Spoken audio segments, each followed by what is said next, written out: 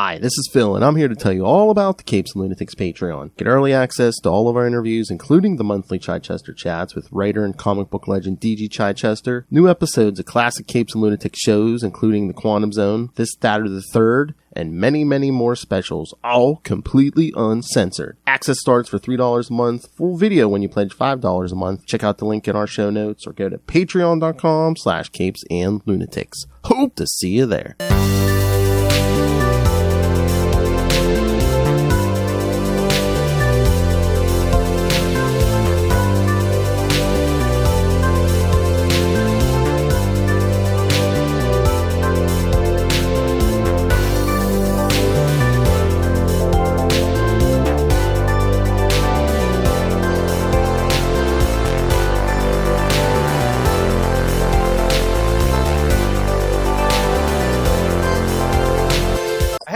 Avast me hearties, and welcome once again to Full Stream Ahead. I'm your host, Mozz Manzor, and with me, as always, is the lovely Lilith Hellfire, the internet granny herself.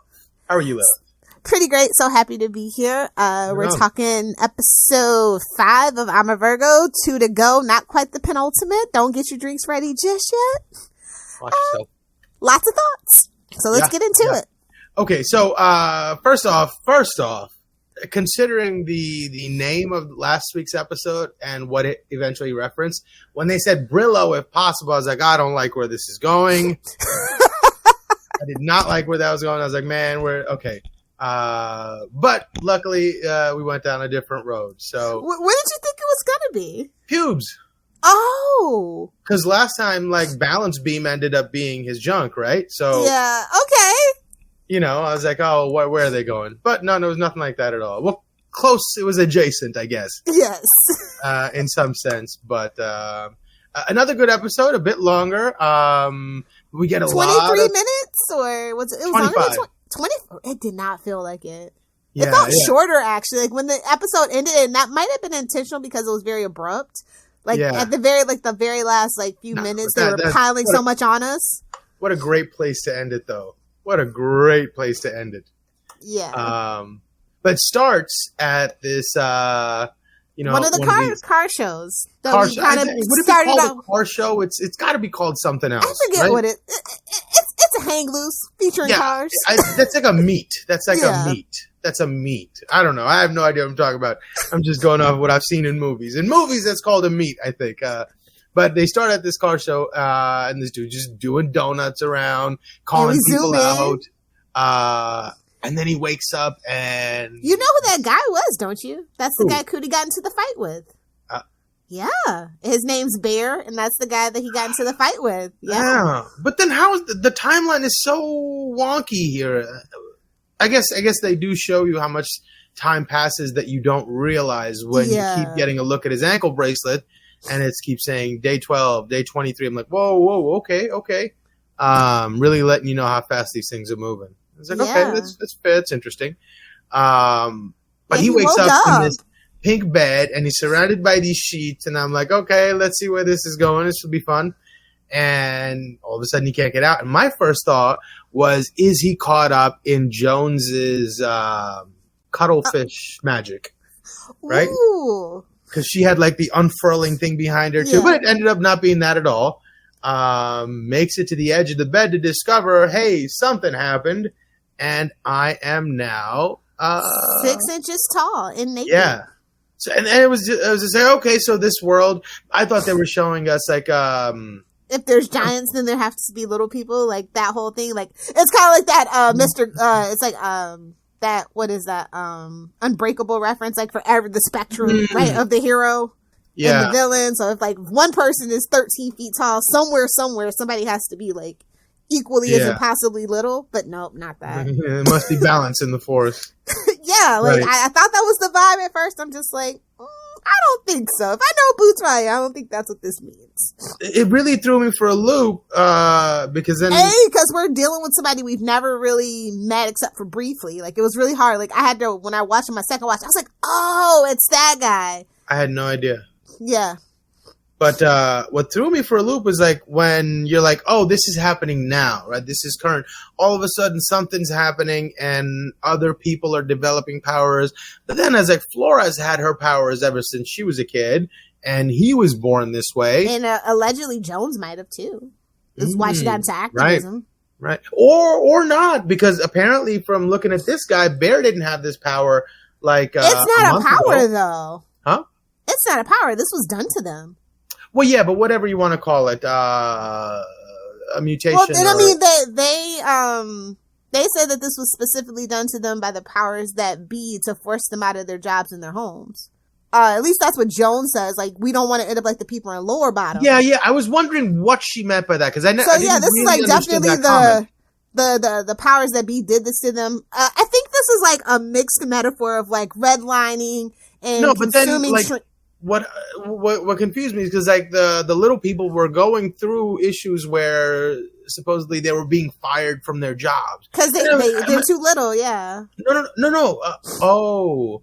Yeah. Because here's what threw me for a loop, right? Because as soon as like at first I think this is happening in the now. Right. And then he comes out and he's already got this little miniature van and he's selling stuff. And he's like, we find out he's a mechanic. So it's like, oh, so he's well entrenched and established in the society, in this community. Oh, so they've been knowing about, tiny people for a while. So that's why this must not be so weird for them. So it wasn't in the now. They were showing us maybe how this guy got turned back in the day because the timeline seems wonky at that point. I think it might have happened like right after he got into a fight with Cootie, but the timeline is unclear. So you know how Cootie has that rash? Yeah. Maybe it's contagious or something. Oh, it's like the Big Bang, the metahuman bang, like from Static. Yeah. And maybe Cootie's like the Big Bang for certain sections. His name is Cootie, of course. Yes, right? It's like, okay, if I'm a Virgo doesn't mean anything. Cootie has to mean something, right? No, he's definitely got the scabby little cooties, Oh man, that's exactly what it is. He's like patient zero for whatever this is. They're aliens. Or he's an alien, or he's a carrier for an alien, or maybe his species was the only thing strong enough to carry their spores or whatever. And as soon as his spores tasted the outside world, they started. And maybe violence activated it, and that's why his parents have tried to keep him calm or something. I don't know. Like I have so many thoughts about this episode and no damn answers whatsoever. It's like a really slow Hulk response.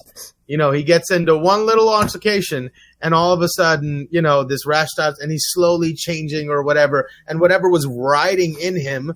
They're like, okay, the environment is getting too dangerous. We have to express ourselves and get and join. And so now they're coming out. I don't know, but I don't know, right? It's so many different ways it could be, but that was my interpretation of it at this point. Yeah, I like that a lot. It's definitely not the episode that I thought it was going to be. Like I told you, I was definitive. This is going to be the Walton Goggins episode. Nope, they cock blocked this again, Mozz.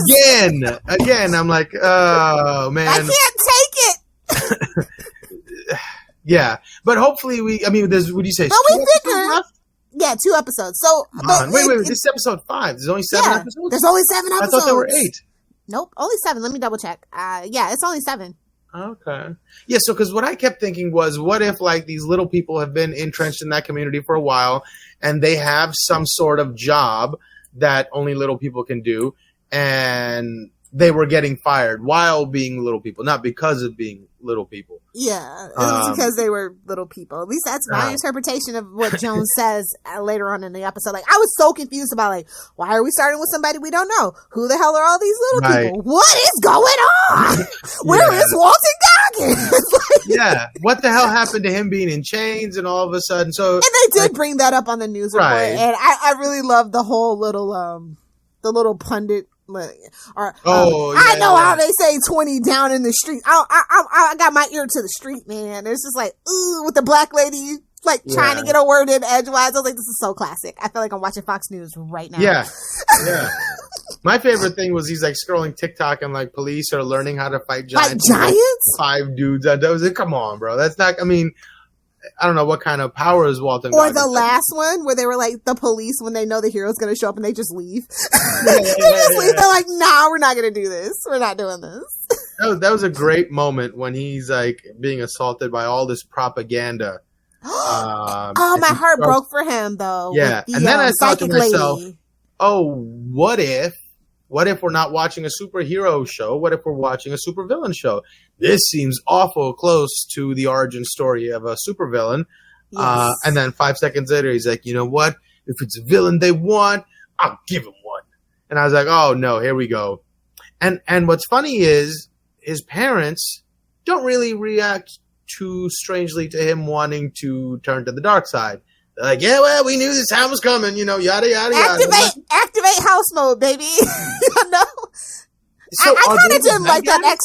I told you, I had a feeling they were the bad guys. I guess I don't even think they're his aunt and uncle. I really don't at this point. Because she was trying to stir something with Jones. It's like she almost knew Jones had a power and she wanted to stir something up with her. As a backup, maybe even. I don't know. They're looking like, I don't know. I mean, there's one thing to be like proactive and defensive of your children and stuff, but this is a little out there. Like he's stealing from the company and I don't know. I don't know. As much as I feel like they are like kind of people who are like in a cult and they feel like they know the end of history. And because of that, they don't have to be tied down to the rules of people who don't know the end of history.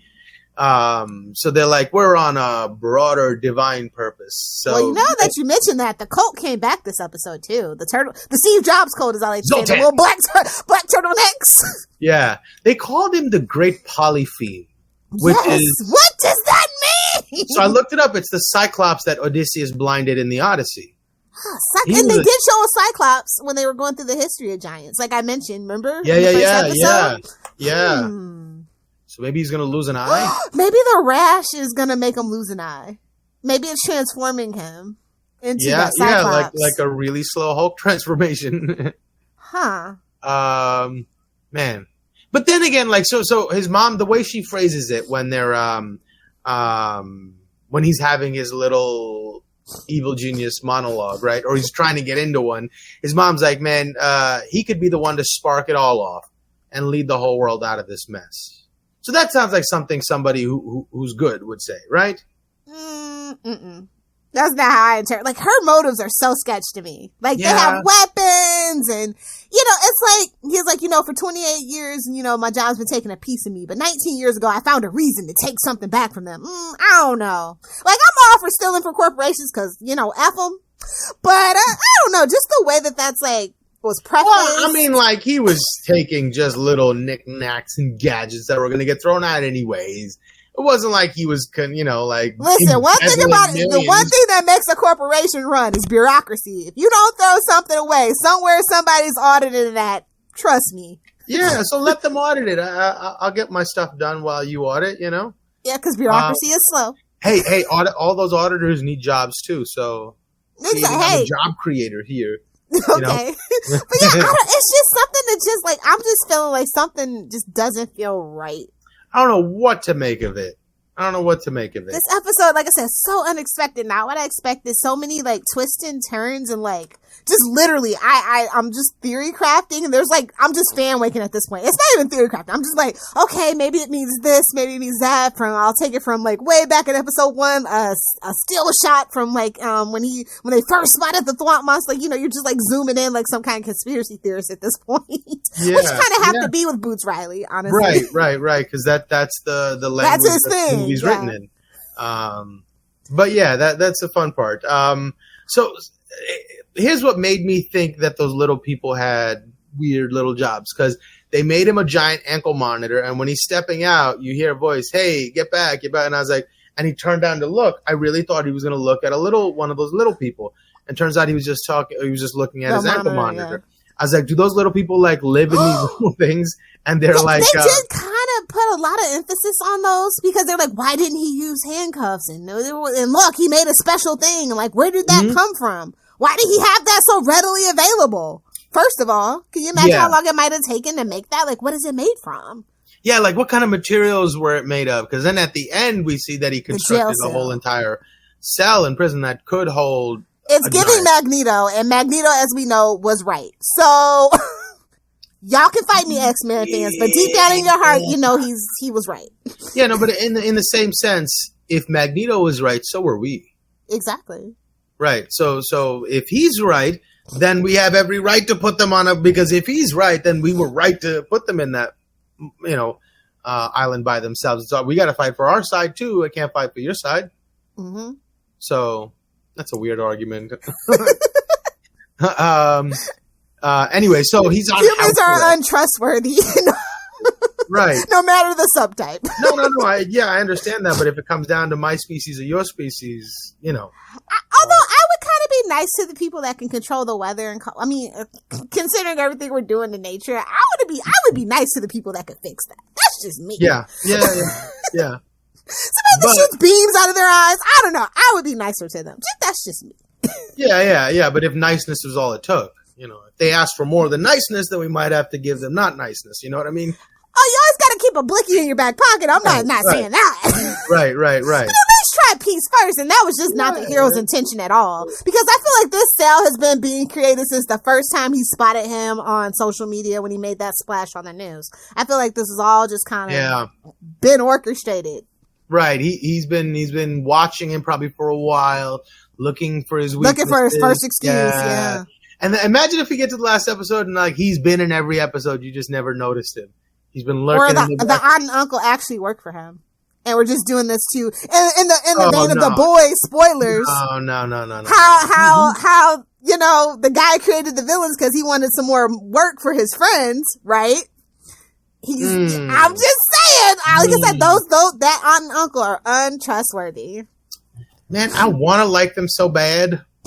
Especially the dad. I really listen. Everybody loves Mike Epps. He's lovable, right? Yeah.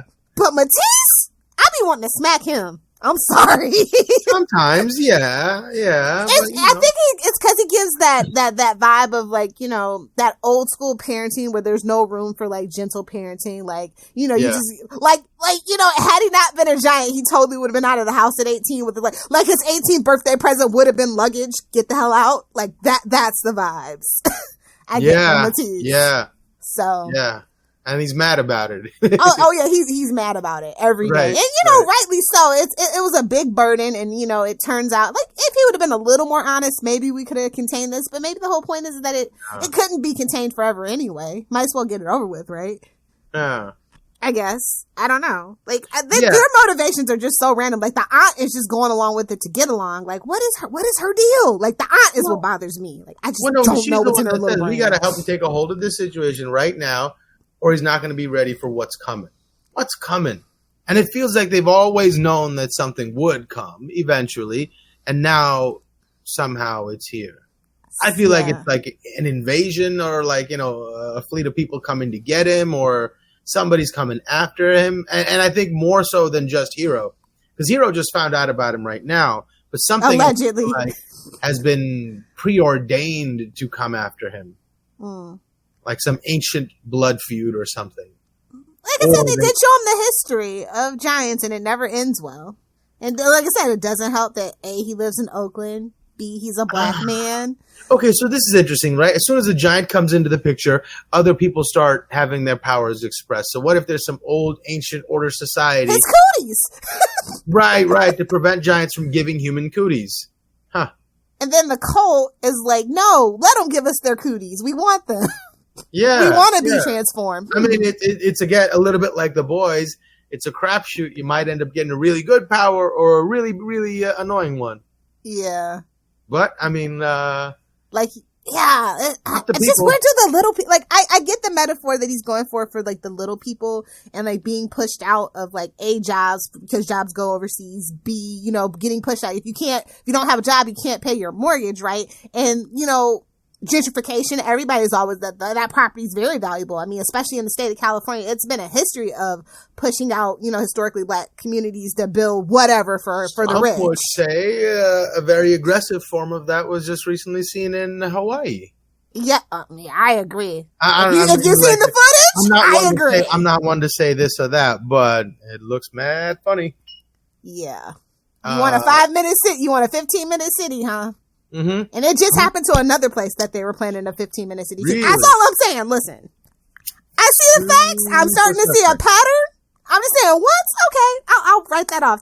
2, coincidence. 3 is a pattern. That's all I'm saying. Yeah, Humans are built to recognize patterns for a reason. Right. And I'll leave it at that. Fool me once, shame on me. Can't happen a second time. I agree with Bush. That's the only thing I agree with Bush. Can't be fooled again. You get one time. That's it. Right. But the honeymoon phase is over between Cootie and Flora. Oh, but that's adorable too. I was like the little lip smack and his farts. Like, that is classic. Oh my god! Because I can't stand a guy who does the little after every sip. Like, I broke up with Simon Faye for that. I'm not gonna lie.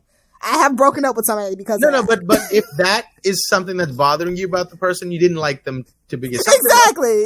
Right. Something else inside your guts is speaking, and your ego's like, no, we can't say that. We can't say that. Oh, say it's because of this. Yeah, we're going with that. That's what's happening in between, like what's really going on. And I also feel like Flora is getting disinterested as he drifts more towards the villain side. Like, she's almost being like repelled and repulsed as he gets like more and more in his feelings about watching the news coverage and realizing that he's being painted the villain, so he might as well be the villain. I feel like. Yeah. I think her getting upset is what's gonna be able to bring him back into the fold. Yeah. He seems to think like he's too settled. That's the dangers of sitting around watching TV all day too, though. Right. Well, being in your bubble, whether you know whatever kind of bubble that is, whether that's a conservative bubble or a liberal bubble, all bubbles are bad. Echo chambers are bad. Right. It's also because like he's on house arrest, can't really go anywhere. But he was reading comics instead of like say, I don't know, books, like listen, I love comic books, y'all know that, but like I also read like hella books. Books I don't agree with, books I love, things like I read hella books as well. Like, it's not just that one form of media. Right. So, and that's an interesting part too. Like, when his mom walks in and says to him, she says, you still read this, even after what he did to you? And he goes, and a really cool moment where he goes, Mom, those are two different things. This is the ideal, right? He's representing the ideal right now, but he's not, doing a good job of it. But he's the one in that role, but that doesn't shake the ideal. Until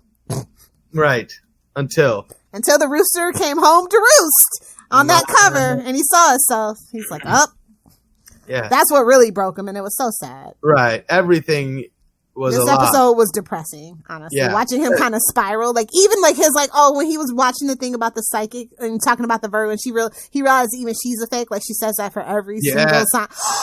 That broke my little heart. Yeah. Because that was like the last thing he was clinging to, honestly, But it's like, it's about time. It's about time you find out Santa Claus isn't real. Spoilers, cover your children's ears. I don't know why you listen to this with your kids. I mean, this particular it's pretty tame comparatively, but we'll see. Yeah. I love that she says to him because when he farts, she goes, maybe that's your superpower. She said the sulfur was getting in her lungs, bro. I died. Yeah. I died. And she's like, you gotta take a shower. And I'm just like, oh my God, this is like, no, seriously. I have 2 godsons that, spend the summers with me, right? And they're very much, at least when they were a little bit younger, they were very much, well, we're not going anywhere today. Well, we gotta take a shower. Because you stink, boy, to get in the shower. That's relatable for me as somebody who has had an opportunity to raise small boys at a time. So yeah, that's nuts. She goes, I like your balls, but I don't like them smelling them from here. I was like, disgusting. And that's let them know. And that's where we get the title of the episode. Use soap. And make sure there's a washcloth and Brillo if possible. And I was like, golly. I mean, it must take industrial size cleaners to get.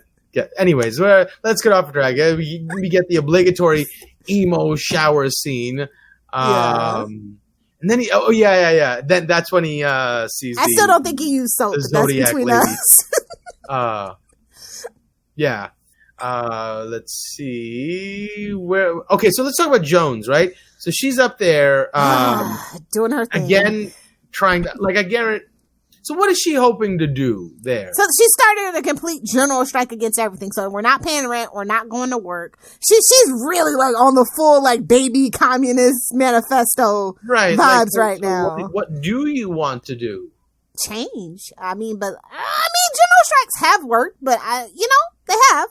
Just seems to me like you're so. I think she's just starting stuff at this point, though. I feel like she's right. like the Joker. She caught the car, and now she doesn't know what to do with it. Right. So it's like just. You can't live for free. Now listen, I might be a socialist, but I understand you can't live for, even though every other species on the planet lives for free, humans have chosen not to follow that model. I get it and I understand. No, not all humans. There's a whole, we should look up the numbers. How many homeless people are in the U.S.? That's a lot. There's a tribe of people who have decided we're going to live not in your little web of money or whatever, and they live to the ripe age old of 40 or 50. It's just a different subset of our species. So that's entirely some of them wouldn't want a house if you gave it to them, but some of them do. I understand that, but what I'm saying is, if that's so attractive to you, the do nothing lifestyle, it's there for you. True. Why is your protest about what I have to do? You know what happened? I think actual hobo is a culture, right? Like the tramp lifestyle was actually a thing back in the day. Like they have their own language and things like that. That kind of fell out of favor, Right. I guess they just don't call it that anymore because things. But no, it's like a real code, like honor among thieves kind of thing. That just doesn't exist for the most part. If you want to research it, it's super interesting. No, but they're like pockets of communities, like in the tunnels in Las Vegas. Yes, I'll give you that. That is a community, a hierarchy, and a whole system and whatnot. So, again. So my point is, people who have criticisms of capitalism, that lifestyle is available to you. Mm-hmm. Have at it.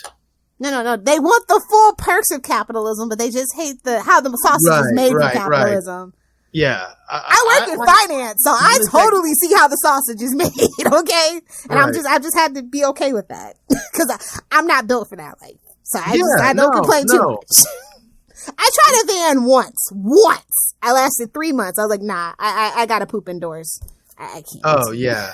Yeah, no, that's. I think that for me, that's my motivation. Yeah, I gotta poop indoors. I don't know how my dog does it, but at least I'm watching his back as he does it. If I'm out in the woods doing that by himself, I can't be that vulnerable. Exactly.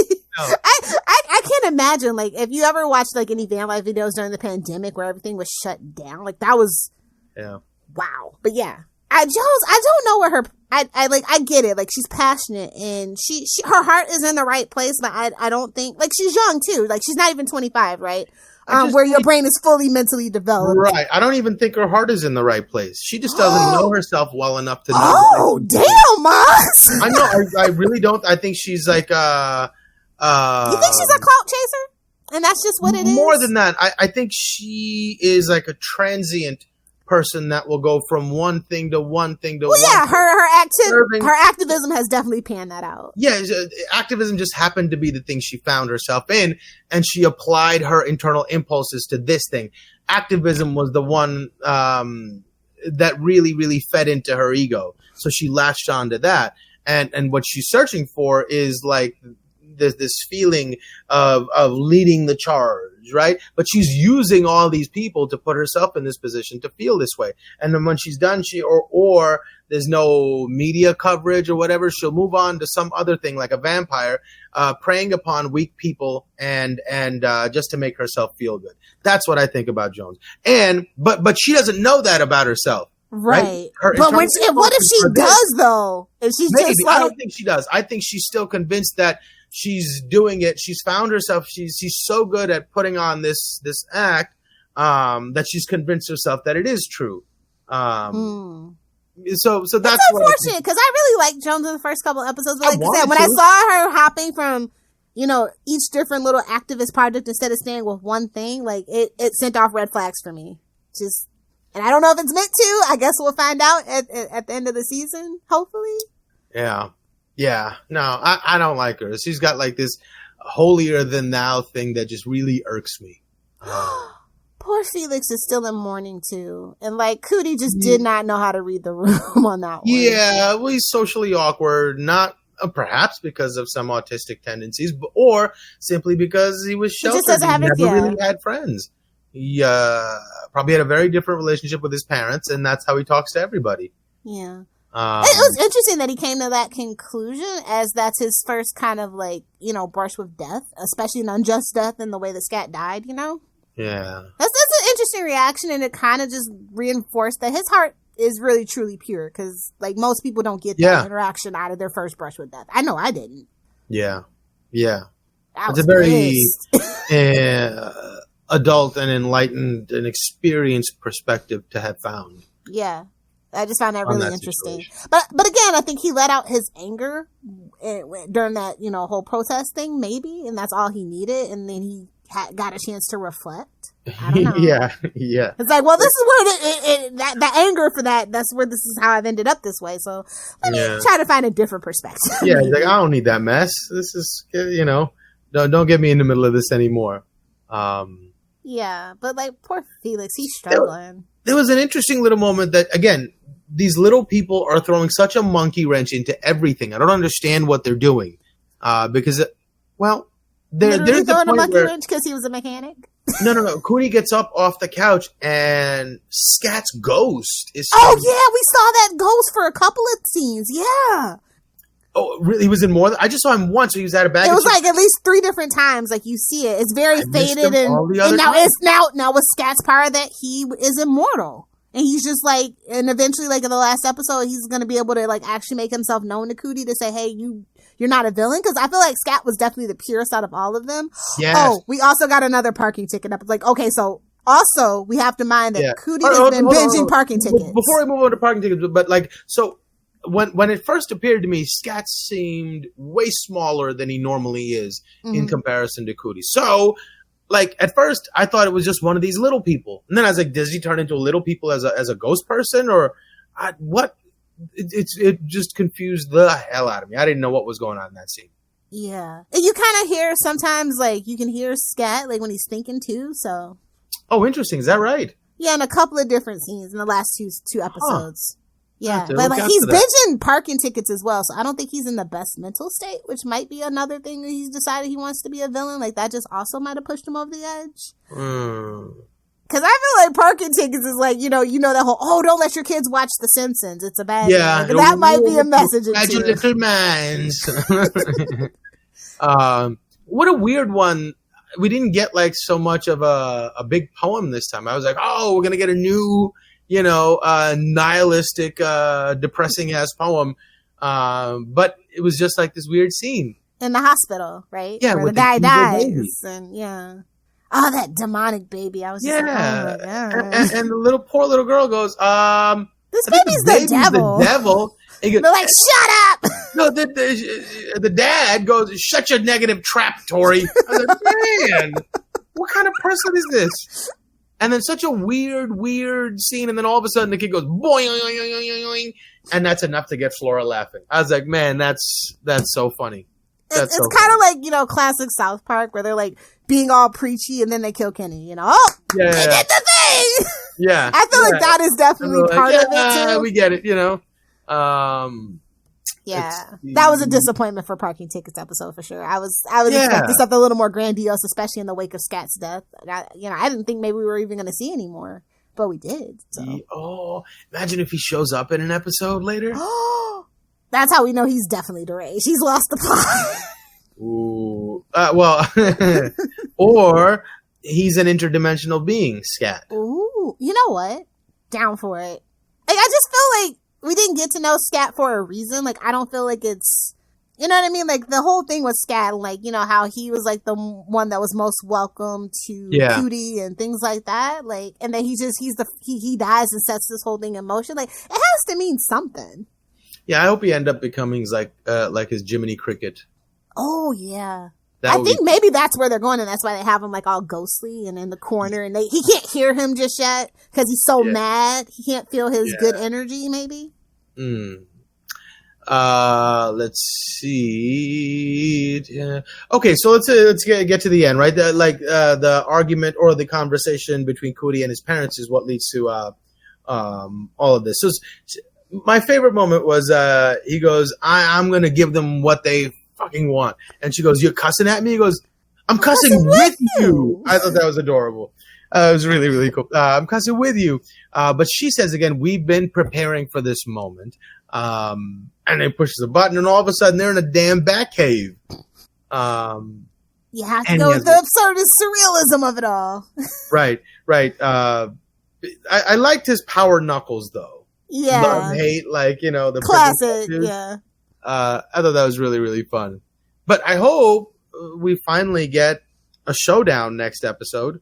I did appreciate that there was so much exposition. We got so many new tentacles of the story opening up. Yeah, like I said, it's just a shame that it's only 7 episodes. Or they could have made the episode just a tad bit longer or something. I don't know. I was just when they ended the episode, I'm like, what? You're leaving me? That was the perfect place to end it, because then he goes, she turns to him and Mom goes, what are you thinking? He goes, I'm thinking us halfwits finally got our minds right. I love it. That's such a bad idea. Oh no, he's got his catchphrase. That's the reverse catchphrase. Oh no. Yeah. Finally got my mind right. I hope we see that 30 more times as they're fighting. Every time they fight, he calls him a halfwit and he says, I got my mind right. I don't want to spoil myself. I didn't look to see if Watson Geiger shows up in the next episode, but I don't want to know either. But he goddamn well better. He's got 2 episodes left. I need at least. They might just save him for the very last. Honestly, that's not fair. How dare you? It's not fair. Listen, we always want more, but when he delivers, he delivers. Whether he's the bad guy, let's be real, he's almost always the bad guy. Yeah. But yeah, like I said, the episode was different. It gave me a lot to think about. It made a lot of my theory crafting kind of on shaky ground, and I love that. I don't want somebody to reaffirm me and then pull the rug from under me earlier on, so I'm not at the end of the season or the series where I'm just where there's a sour taste. That's what I don't get when I'm binging. I don't have time to form these elaborate theories, and because there's no reason to really form them, right? They're not serving the narrative at all. But I would never go down those excursions in my mind if I could just immediately watch the next episode.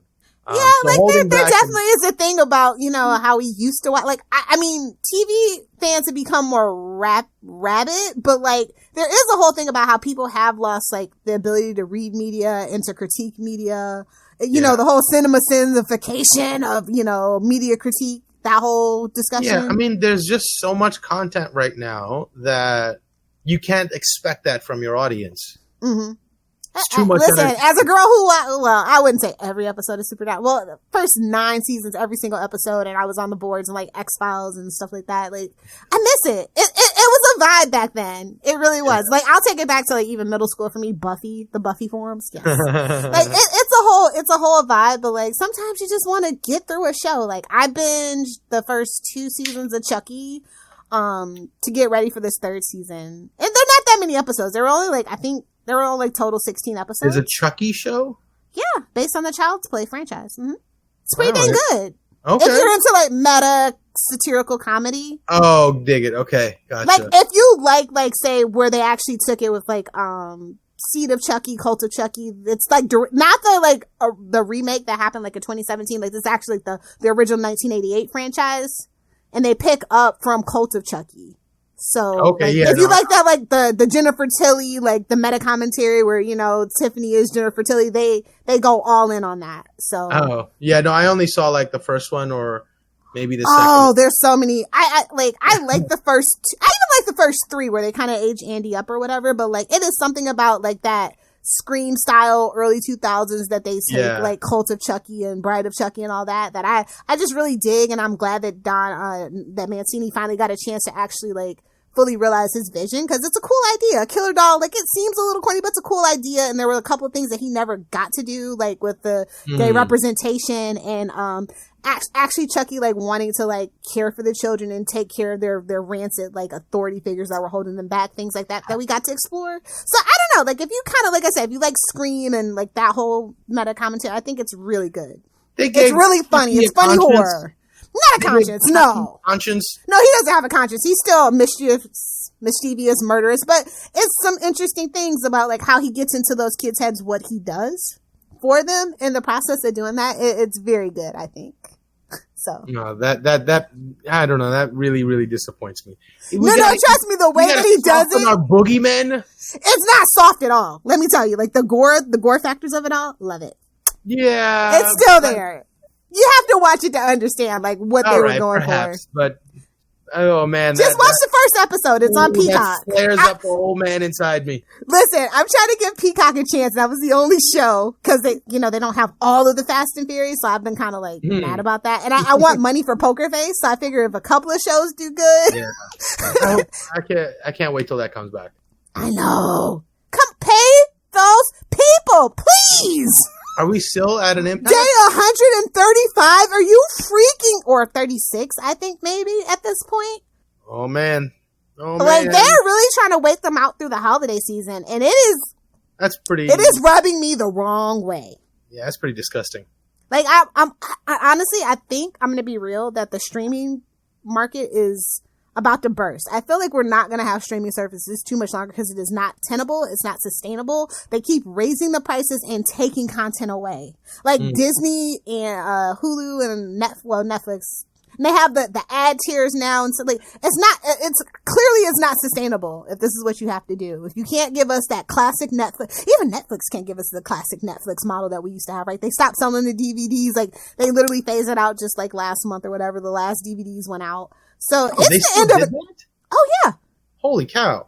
Oh, there was some grandma in Iowa that definitely was still ordering those DVDs and sending them back. So that's literally the end of an era. And that tells me it's time that this is telling me that the market's not sustainable. We're going to go back to, you're paying as much. If you had all the streaming packages, you would actually probably be paying more than you would for your cable and your internet combined, depending on the market you live in. If you live in a big market like California or Florida, New York, definitely you're paying more.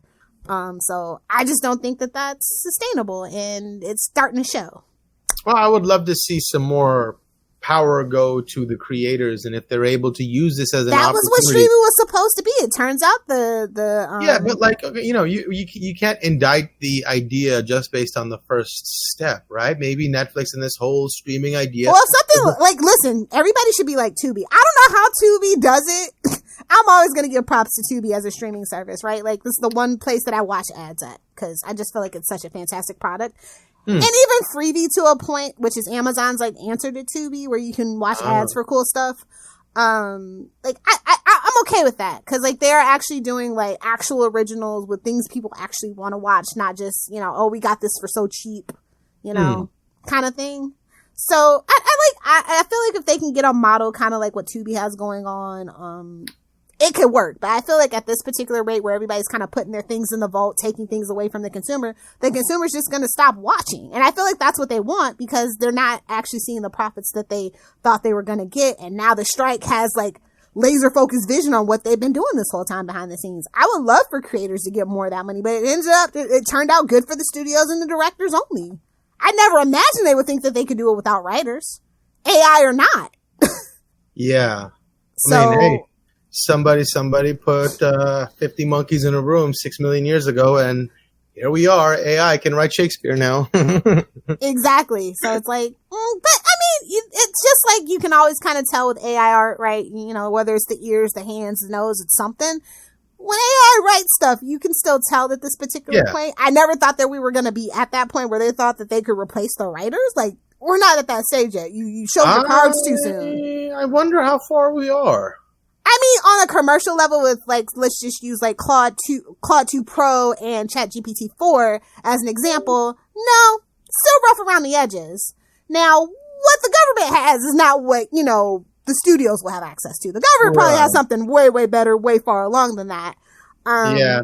And even now, I guess to house something that can run those calculations to operate this AI algorithm or program or whatever, you have to have so much processing power. Yeah, and everybody is in the AI game now. Everybody is actually they're walling off their gardens where you can't scrape data anymore. We're at that point. Twitter, that's why kind of Twitter did what they did, right? Or, yeah, I'm gonna dead name Twitter because it's fine because Elon does it to his daughter. But yeah, so now we're at this game where now all our data is even worth more money and people are just willy-nilly with it. And I'll leave it at that.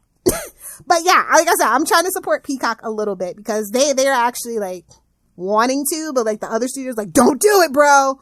Don't do it. We stand together, right? Right. No, they seriously want to get back to work and get this sorted. It was like one of the few that actually understand that this is pissing the public off. And Universal can't afford any more bad press. Like, if you know, you know. Universal has always kind of been at the bottom of the studio ranking, so I feel like that's partly why they're trying to put the PR spin on it. But whatever the reason, they are kind of wanting to side with the writers and the actors, from my understanding. So I will support them just a little bit because it's already been written. On that note, what a great episode of this show it was. And where's my Walter Goggins? Let's hope. So take us out. And if anybody wants to reach me or have any questions or want to talk about the show, they can reach me at mozzmanzor@gmail.com. That's MOZZMANZOOR. And if you guys want to follow us on the interwebs, we're on Twitter at FSA Podcast. You can email us CapesandLunatics@gmail.com. You can give us a call at 614-382-2727. That's 614-38-CAPES. And of course, check out our website, tubespace.io, Capes and Lunatics Podcast Network. And if you want to hang out with your favorite internet granny, you can find me on Facebook. You can find me under Lilith Hellfire. You can find me on Threads and Instagram at your favorite internet granny. That's GRANNIE. All right, you filthy land lovers. Join us again next week as we sail once again down the bounding main, a full stream ahead. Yarg.